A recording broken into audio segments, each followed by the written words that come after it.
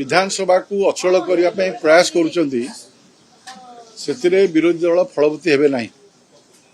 सामूहिक भाव में से बॉयकॉट करुँच एससीबी मेडिकल इश्यू नहीं आज पर्यटन अड़ी बस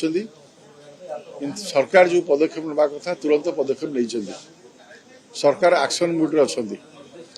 घटना दिन माननीय मुख्यमंत्री राति 4:10 पहुंचिकी मृताहत परिवार को भेटिकी संवेदना जन यशस्वी प्रधानमंत्री नरेंद्र मोदी दिल्ली थी संवेदना जनइले उभय मुख्यमंत्री एवं प्रधानमंत्री मृताहत परिवार को क्षतिपूरण घोषणा कले राज्य सरकार के पक्ष 25 लाख टंका घोषणा करागला से अनुसार प्रशासनिक परिवर्तन करागला गोटे कमिटी करागला जांच करने विधानसभा माननीय स्वास्थ्य मंत्री विवृत्ति रखिले गतकाली सुप्रीमकोर्ट आरंभ कर अन्य प्रशासन परिवर्तन होती समस्त पदक्षेप नेला परे स्वास्थ्य मंत्री इस्तीफा दाबी करने हास्यास्पद कथा विगत 24 वर्ष धरिक शासन करुवा व्यवस्था थिबा दल जितेबाला मेडिकल कॉलेज कौन परिवर्तन कले ना जदि इलेक्ट्रिक तार परिवर्तन करते डीजी परिवर्तन करते लैबोरेटरी इक्विपमेंट को परिवर्तन करते घटना घटना था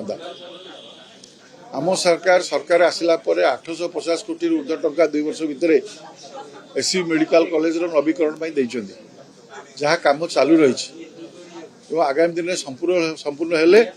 एभली घटना घटना ना घटवाई सरकार पूरा यत्नवान अच्छा से अनुसार दृढ़ पदक्षेप नौ तेणु विरोधी दलकर ये जो दाबी एवं ओडिशा विधानसभा को अचल करने जो प्रयास ये निरर्थक ये आदौ समीचीन नुहे ओडिशावासी हितरे ये आदौ ग्रहणीय नुहे मुझे कथा कहली स्वास्थ्य मंत्री इस्तीफा दाबी संपूर्ण निरर्थक एवं ग्रहणीय नुहे घटना घटी आम संवेदना जनईचु आम समस्ते दुखी घटना पर तीक्ष्ण दृष्टि रखाई मृताहत परिवार को समवेदना और साहाय्य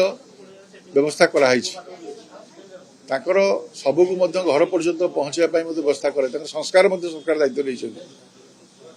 ये पुराना व्यवस्था थिबा मेडिकल दुर्घटनार कारण से दायी से कथा से भूली जावा उचित नुहे एबेर सरकार आर्थिक व्यवस्था कर 2 वर्ष 800-850 कोटी टंका कर काम आरंभ होती निश्चित भाव में आप देखिए आगामी दिन में घटना घटना।